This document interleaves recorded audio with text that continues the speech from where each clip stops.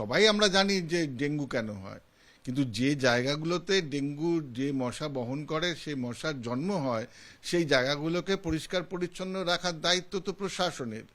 Corporation বলুন, গ্রাম পঞ্চায়েত বলুন, তাদের দায়িত্ব।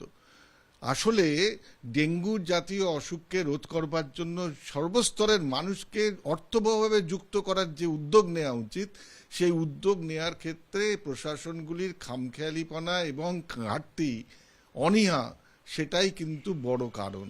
আমরাও চাই প্রশাসন এই ব্যবস্থাগুলো নিক, যেখানে ভালো কথায় কাজ না হবে সেখানে আইনগত ব্যবস্থা নিক, কঠোরতম ব্যবস্থা গ্রহণ করুক। সাধারণ মানুষের স্বাস্থ্য সুরক্ষিত রাখার দায় দায়িত্ব এই প্রশাসনের।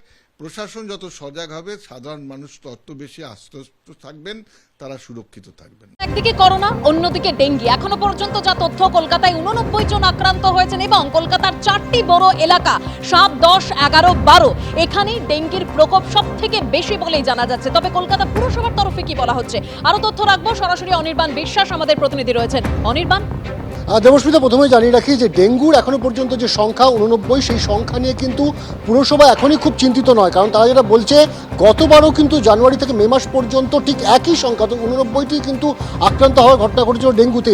যদিও তার আগের বছর 2023 সাল, সেখানে যদি দেখা যায় তাহলে কিন্তু এই মে মাস পর্যন্ত সেই সংখ্যা ছিল 123 জন।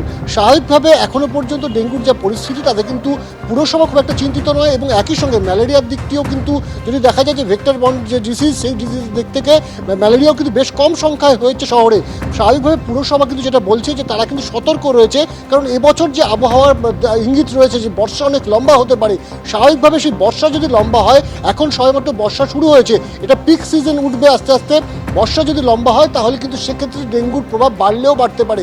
যদিও পুরসভার তরফে যেটা বলা হচ্ছে, আতঙ্কিত হওয়ার প্রয়োজন নেই, ডেঙ্গু নিয়ন্ত্রণের মধ্যেই রয়েছে। এবং শুধু তাই নয়, পুরসভার তরফ থেকে যাবতীয় ব্যবস্থা করা হয়েছে। এবার তুমি যে 4টি বোরোর কথা বললে, 7, 10, 11, 12, এই 4টি পৌরসভা যদি বোরোর দিকে যদি তাকানো যায় তাহলে দেখা যাবে 7 নম্বর বোরোটি হচ্ছে কিন্তু তিলজলা, তপসিয়া, বেনিয়াপুকুর, এই চত্বরটি, এমনকি পাকসাকাস, এই চত্বরটি এলাকা। 7 নম্বর, যদি 10 নম্বর বোরো দেখা যায় তাহলে কিন্তু নিউ আলিপুর চত্বরকে কেন্দ্র করে কিন্তু হচ্ছে 10 নম্বর বোরো। এবং 11 এবং 12 নম্বর বোরো, এই দুটো বোরো পড়ছে কিন্তু একেবারে বর্ধিত কলকাতার দিকে, অর্থাৎ বেহালার একদম আউটস্কার্টের দিকে, ঠাকুরপুকুর, জোকা, এই চত্বরটাতে। স্বাভাবিকভাবে এই চত্বরে কিন্তু অন্য জেলা থেকেও প্রচুর মানুষ আসা যাওয়া করে। স্বাভাবিকভাবে সেই জায়গাতেগুলো কিন্তু অন্যান্য বছরও আমরা দেখা গেছে পরিসংখ্যানে যে এই এলাকাগুলোতে ডেঙ্গু বা ম্যালেরিয়ার প্রভাব একটু বেশি থাকে। এমনকি এখনো পর্যন্ত যে রিপোর্ট এসছে তাতে কিন্তু 7 নম্বর বড় এলাকাতে 7টি সর্বাধিক কিন্তু ডেঙ্গুর ঘটনা পাওয়া গিয়েছে। যদিও সেই সংখ্যা 2023 সালের তুলনায় অনেকটাই কম। পুরসভা এই মুহূর্তে যেটা বলছে, অনির্বাণ, বোঝা যাচ্ছে পুরসভা যেটা বলছে যে এখন পরিস্থিতি নিয়ন্ত্রণে রয়েছে, ডেঙ্গি নিয়ে এখনই উদ্বেগের কোনো কারণ নেই।